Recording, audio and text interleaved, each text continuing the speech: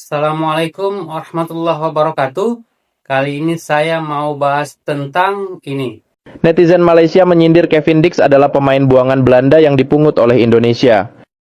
Langkah timnas Indonesia menaturalisasi Kevin Dix memunculkan reaksi tajam dan cenderung iri dari netizen Malaysia. Akun X bernama Ultras Kurva Selatan menyebut Kevin Dix adalah pemain yang tidak terpakai di Belanda alias pemain buangan. Selain itu, akun tersebut juga turut menyindir pengalaman Kevin Dix main di Liga Champions. Akun tersebut bilang timnas Malaysia juga punya Dion Kuls yang juga pernah mentas di Liga Champions Eropa. Namun beberapa netizen berpendapat kalau kritik konyol netizen Malaysia tersebut lebih didasari oleh rasa iri dan dengki. Hal itu karena timnas Indonesia berhasil mendapatkan pemain berkualitas yang bisa memperkuat tim. Ada-ada saja kelakuan netizen Malaysia ini.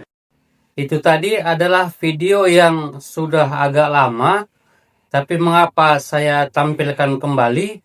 Karena memang video penghinaan terhadap Kevin Dix tersebut nantinya akan berhubungan dengan pemain-pemain tim nasional Malaydes yang akan saya bahas kali ini. Seperti yang kita ketahui bersama bahwa pelatih tim nasional Malaydes yaitu Peter Cklamovski memanggil 29 pemain untuk menghadapi FIFA Matchday September ini. Senarai rasmi Harimau Malaya untuk perlawanan antarabangsa Tier 1 tahun 2025 sudah pun diumumkan.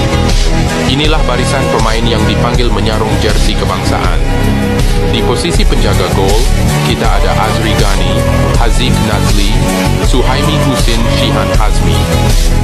Bahagian pertahanan pula dibarisi oleh Azam Azmi, Labere Corbin Ong, Daniel Ting, Dion Kuls, Dominic Tan, Facundo Garces, Gabriel Palmero, Harith Haikal, John Irazabal, Richard Chin, Syahrul Saad, Quentin Cheng.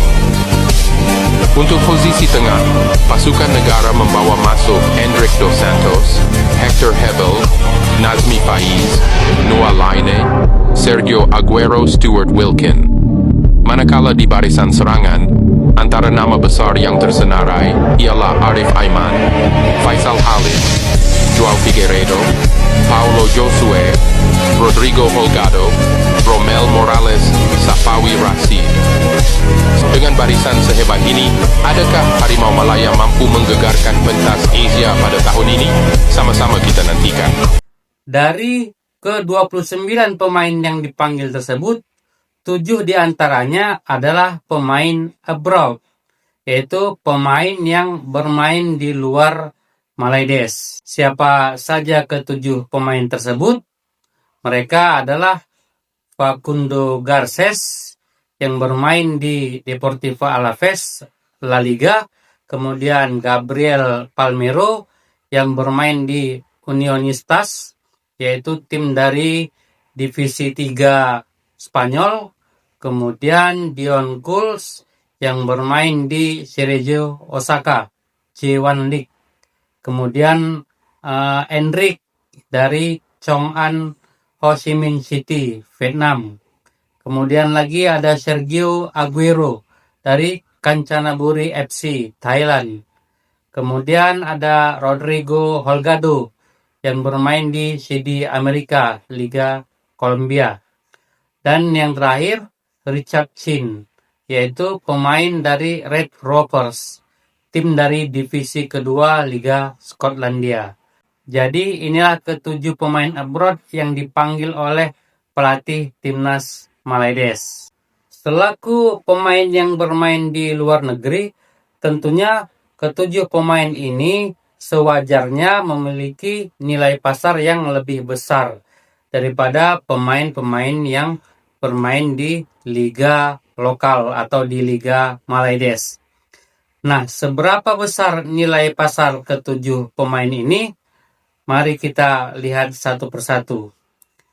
Pertama, Facundo Garces memiliki nilai pasar 34,76 miliar rupiah. Lalu Gabriel Palmero memiliki nilai pasar 869 juta rupiah.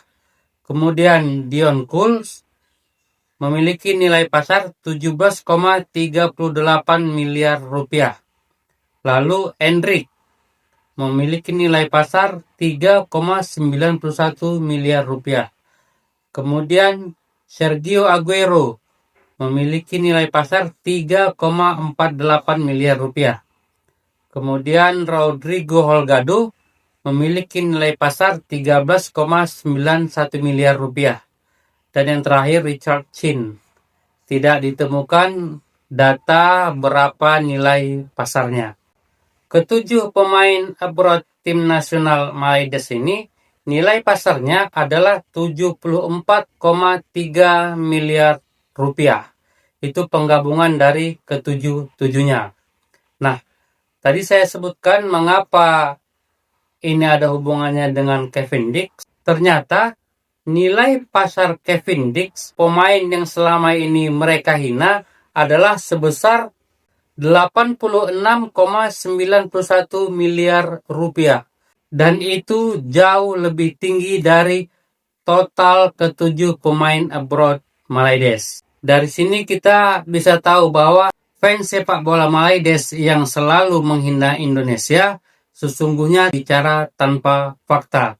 Karena ini terbukti bahwa satu orang Kevin Dix nilai pasarnya lebih tinggi dari 7 pemain abroad tim nasional Malaides. Jika kita lihat dalam penggabungan seluruh nilai pasar di tim nasional, sesungguhnya Malaides jauh di bawah Indonesia. Tim nasional Indonesia memiliki nilai pasar 630,5 miliar rupiah. Sedangkan tim nasional Malaides nilai pasarnya 212,5 miliar rupiah. Itu selisihnya nilai pasar Indonesia 3 kali lipat lebih tinggi daripada nilai pasar tim nasional Malaides.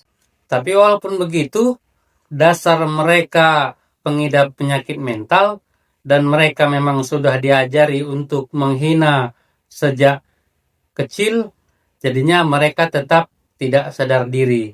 Mereka tidak tahu diri dan terus saja menghina. Padahal yang mereka hina sebenarnya lebih tinggi dari mereka, lebih baik dari mereka. Tapi itulah tetangga kita, Malaides. Saya pikir itu aja. Assalamualaikum warahmatullahi wabarakatuh.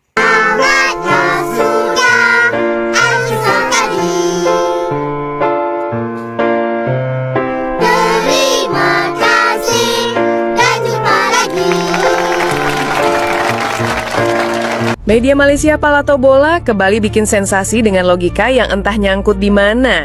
Mereka menyebut Kapten Timnas Indonesia Jai Ijes bukan bek terbaik Asia Tenggara. Menurut mereka, gelar itu lebih layak disematkan kepada bek Timnas Malaysia Facundo Garces yang saat ini bermain di Deportivo Alaves, Liga Spanyol. Namun secara fakta, harga pasaran Facundo Garces cuma 2 juta euro, bandingkan dengan Jai Ijes yang tembus 7,5 juta euro. Sama-sama berusia 25 tahun tapi karirnya jauh berbeda. Garces baru 6 bulan mencicipi sepak bola Eropa sejak diboyong Alaves dari klub Argentina Colón pada Januari 2025. Sementara Jai Ijes sudah kenyang main di level Eropa, dari Eredivisie bareng Go Ahead Eagles, lalu Serie A bersama Venezia dan Sassuolo. Gimana menurut kalian, siapa sesungguhnya bek terbaik di Asia Tenggara? Malaysia girang, Indonesia dikira tak lolos Piala Asia 2027 karena tak ada dalam daftar. Netizen Malaysia sempat mengira timnas Indonesia tidak lolos ke Piala Asia 2027 karena nama Indonesia tidak tercantum dalam daftar peserta babak kualifikasi. Kesalahpahaman ini muncul karena Indonesia sudah otomatis lolos ke Piala Asia tersebut setelah mencapai babak ketiga kualifikasi Piala Dunia 2026, sehingga tidak perlu mengikuti proses kualifikasi tersebut. Hal ini memicu berbagai komentar di media sosial Malaysia.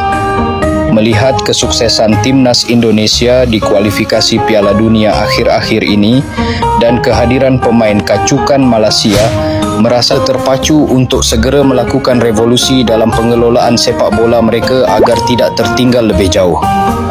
Ada saja upin-ipin ini. Betul-betul?